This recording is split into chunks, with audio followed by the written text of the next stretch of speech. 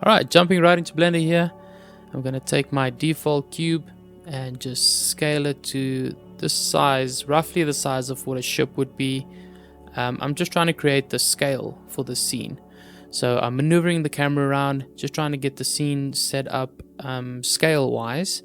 I found that things look a lot more realistic when you trying to work to scale, right? So I found this pirate ship online. Don't worry, I'll put the links in the description below. I do eventually replace this ship with a different ship because I wasn't too happy with the quality of it. There wasn't enough vertices and quality to the ship, so the realism kind of fell apart. So now I'm just trying to set up the camera, trying to find something that's going to work. I wanted to go for a really cool widescreen shot, so you can really see a lot of the island in the background, but still have the ships as the foreground. I quickly dropped in an HDRI just to light up the scene. I always prefer to have an HDRI in the scene already when I'm setting up my scene. And as you can see, I'm just placing the ships, trying to figure out how I want the scene to look. Now, a lot of people, other Blender artists and artists in general, they like to know exactly what their scene's going to look like before they even start. But I like to find the scene. I like to play around until I get something that speaks to me. So I'll be moving things around, shifting things, adjusting things constantly until I find the scene. As you can see, I dropped in a landscape model that I found on Blenderkit. Now, once again, I've said this in almost every single video. Please consider downloading Blenderkit. It's a free add-on and it's got so many free assets that you can use that you can just straight drop into your scene. It really helps speed up the process and you don't have to model everything from scratch. So yeah, you just go to blenderkit.com, download the add-on, install it, and it's got a bunch of free assets already. So that's where I found this mountain, was on Blenderkit, and it works really well for distant islands. Close-up it might not hold up so nicely, but for this scene it works well. So I just placed that in the background, duplicated it, moved it further back in to create some depth of field or some depth to the scene. And as you can see, again, I'm just shifting things around, moving the ships, tilting them, moving the camera angle. I wanted the ships to look like they're in motion. So, as a ship moves on the ocean, it'll tilt side to side. Then I went online just to try and find a really cool pirate logo. I wanted these ships to be pirate ships because it's just more interesting and I love pirates. So I found this one. I placed it on the mast image texture file. Try to make the sails black. I don't know, it wasn't really working. But yeah, anyway, so I used Photoshop to just drop in the logo, make the sails black, save them out, and then reload them or bring them back in or replace those texture files. So I had this for now. Like I said, this ship really wasn't working, so at the end I did replace it with a much better quality model. Again, I'll put the links below. These are all free assets that I'm using. And then moving on to the ocean or the water. I struggled a lot with the water. It's been a while since I've done a water texture, so I had to do some research online, but eventually I figured it out. So I just used a plane and dropped in, got a principal node with a wave texture and a mapping node. Just played around with the settings there to get some variance in the texture, plugged the color into the height and then the displacement into the normal map. Like you see, I'm just trying to find a way for this to work. Eventually dropped it into displacement, not into normal, and it was kind of working. I constantly tweak things if I'm not happy with it. So yeah, this will probably change. Just added a few subdivision surfaces and changed the under the texture settings, changed to bump only. And I was just constantly tweaking this to get something that looks like an ocean, right? there's so many different ways to create water textures, but everybody has their own way of doing it. So this is the way I prefer to do it, but it doesn't always work out. And you'll see later on, I actually end up using the ocean modifier and applying it to the plane. So I create a plane, added that same texture, and then added the ocean modifier, tweaked a few settings, just scaled it down a bit, and really upped the render values, played with the scale of the ocean and the smallest wave and the choppiness, just really playing with those values constantly until you get something that works. Finally got something that I really liked. Then the ships were looking a little bit dark, so because the HRI only lights from one angle, and so I just added an extra light in there. And then what I also like to do is bring in an image as an image plane, and then plugging the color into the emission node and putting that in the background as like a matte painting, but it also brings light into the scene. So I've got nice blue sky with some clouds, and that will reflect off the surface, which in turn will make your ocean look nice and blue. Just adding extra lights in here, as you can see.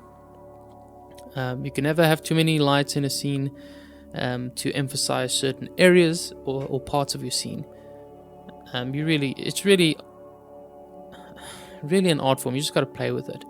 Then I put a sun in the background. I really wanted a nice big round sun that's going to highlight either the silhouette of the island or the ships. And then I found this tree model on Blenderkit, and then as you can see, I'm scattering that tree over the island surface using the particle hair node, particle hair simulation. Just tweaking a bunch of settings again. It's really about playing around and finding what works best. So yeah, this tree works quite well. I'm gonna do some weight painting to tell the particle system where I want the trees to be, and then just tweaking the quantities. And I like to use the child particles or child interpolation. This is the new ship that I found on Sketchfab for free, and it was really cool. It was a lot higher quality, so I replaced the old ship with this one, and it looked really nice right off the bat. It looked really, really, really cool. I'm still going to do some adjustments to the sails. I want them to be black, and I want them to have a pirate logo on, because that really sells the scene. Yeah, again, like you see, I'm constantly shifting things around, changing, the HDRI, which angle the light comes from, the camera angles. It's constantly, just shifting and changing things until you find something. Yeah, I feel like when you look at it, it needs to speak to you and say, yes, that looks great. That's how I wanted it. And you're not going to know if you don't experiment with your camera focal length, depth of fields, where your camera position is. Are you going to have a low hero angle or a high angle? Yeah, so just play around with that stuff and try and find the scene.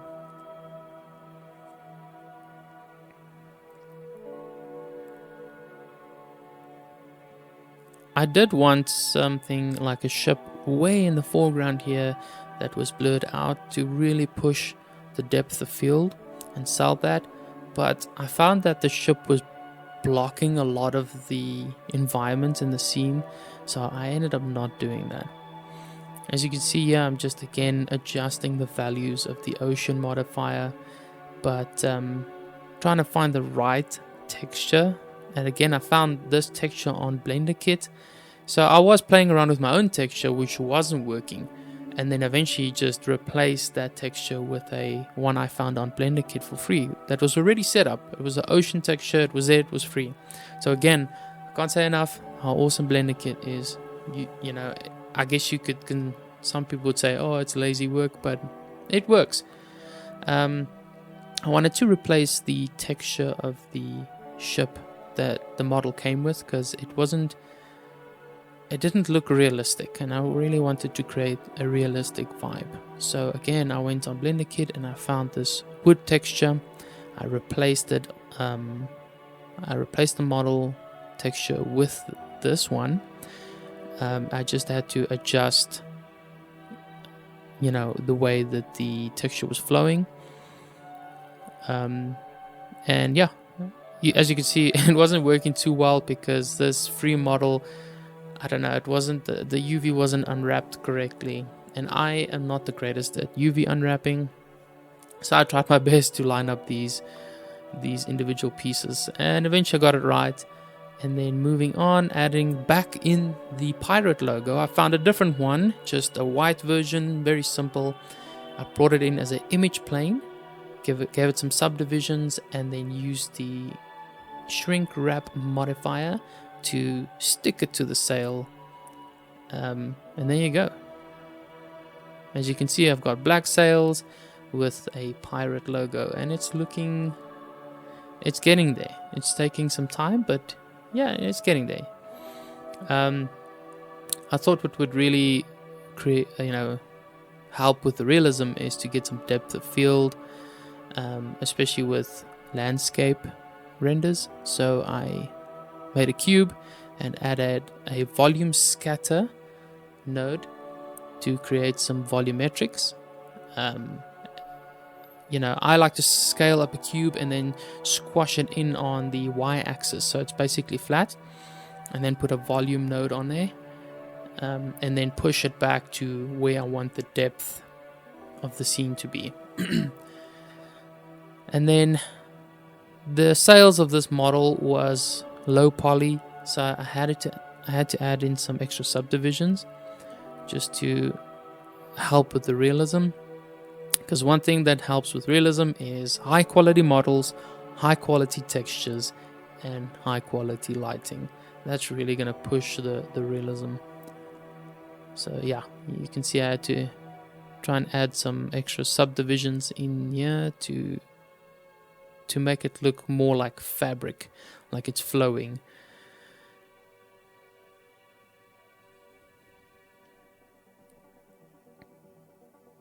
I apologize if you guys are getting tired of my voice. I know I'm talking a lot, but yeah, just again, as you can see, just going through the different sails. I didn't do it to all of them, but yeah, I was just trying to push that realism, so I added a subdivision surface modifier. And these, I don't know why this model is, the vertices, it's subdivided strangely, so yeah, it was a bit of a struggle. Like I said, you can never have too many lights, so I put a area light over each ship just to bring some light to the top of the sails. And then again, just adjusting the sun in the background, and I wanted it to be a lot more of a yellow sun, like a late afternoon sunset. So I made a yellow sun and made it a lot bigger and pushed it further into the background. And then you get that really cool reflection or light running across the ocean, which looks so cool. Because then what you got is you got the blue of the ocean, and as it comes to the center of the scene, you got a nice light strip that's highlighting your ships and reflecting off of the ocean, which looks so beautiful.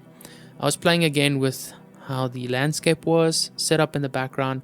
Really wanted to push the depth of field, or that depth, and sell that. So I adjusted that a little bit and then played around with the volume settings, because I felt like, I like the volume, but sometimes it can cover a lot of the detail. So I really had to play around with the opacity of that and how much volume I wanted into the scene. I just wanted just a tad of volume, just to push that one mountain in the back. I just wanted to push it back slightly, but I still wanted to be able to see the detail. Now again, there wasn't enough light from this HDRI, so I added in the spotlight and I made it massive, and I really bumped up the brightness of this thing. you'll see eventually I ended up with like 15 million watts or 30 million watts, just to really try and highlight the mountains in the background. I really wanted that sunlight to hit the side of the mountains and the trees and just light it up subtly in the background, which was quite cool. And I think I achieved that eventually. And then let's just see here. Okay, so I added a bit more light to the side of the ships because it was looking a little bit dark. And yeah, like you can see, it's coming together nicely. And then my ocean wasn't blue enough, so this is a trick that I sometimes use. I use an area light to make it really big, and I change the color value to blue, and then I really pump up that power of the light, and I just drop it below the surface slightly, and you can see it changes the water. Because the water has got some transmission to it and transparency, that light will refract and reflect off of it and create a nice blue ocean. And then I thought I was missing something in this scene. I wanted to add in a little castle on the hill there that these pirates would come in and pillage and, you know, just rob and take all the treasures and then sail off into the sunset. So I just chucked in a cube and a cylinder and just started making a very, very basic castle. I like to sometimes render, you know, as I'm working through my scene, just render the scene out every now and then, just so I can get a really good perspective of where I am, what it's looking like. It just adds a new, fresh perspective. So consider doing that when you've got your viewport and it's great, but sometimes just rendering the scene out and looking at it, maybe walking away, making a coffee, coming back, you'll see something that you might have missed. Jumping back into creating the castle, I just subdivided the surface on top, grabbed a few faces and extruded them out to look like a castle. And then I wanted to add in a window, so I just cut the vertices there, extruded in a window. And then moving to the tower section, just a bunch of extrusions to create some detail at the top, and then made a nice pointy roof. Beveled those edges, make it nice and smooth. Add some loop cuts, deleted those faces, and then just added a solidify modifier to give my castle wall some thickness. And then I wasn't going to create extra things. I just duplicated those and scaled them up and down and just shifted them around just to create a very, very basic little castle on the hill. And then I'm using my trusty Polyhaven add-on, which has some incredible super detailed textures.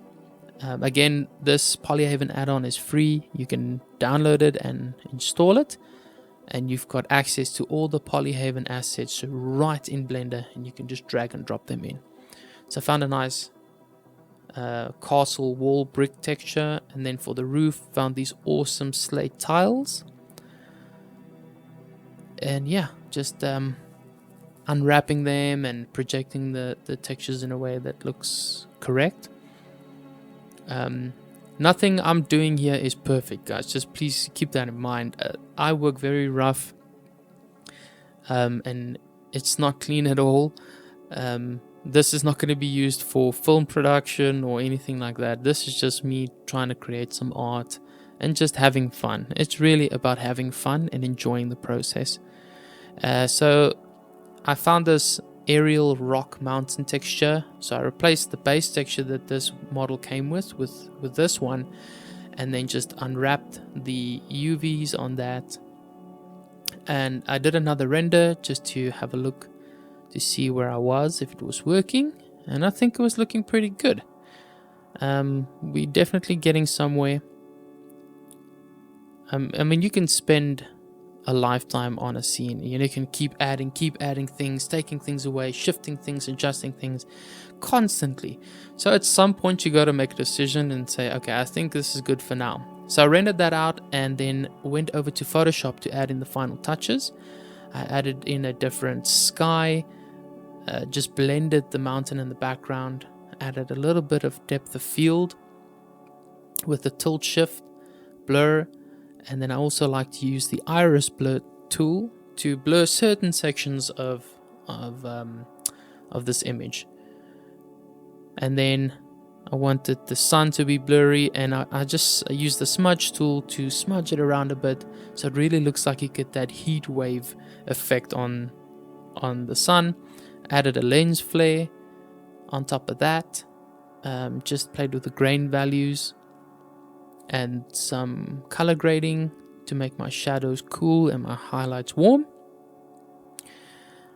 Just playing around with the different values to make the image pop. Added a bit of a vignette so your eye is pulled to the center of the image.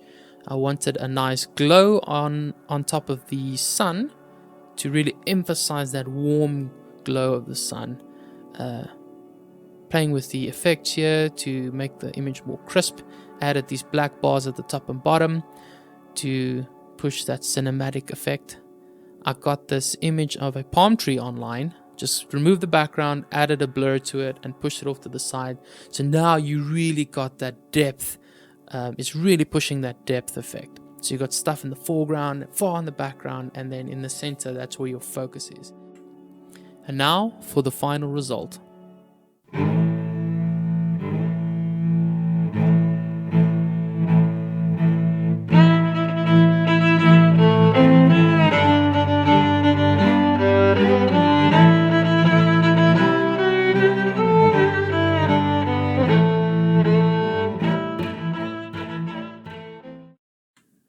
And that's it. That's the final result. Thank you for watching. If you did enjoy this video, please leave a like and a comment. Share this with a friend or a family member that you know likes this type of stuff. And again, thank you so much for supporting the channel and watching my videos. I genuinely enjoy making these types of videos for you guys.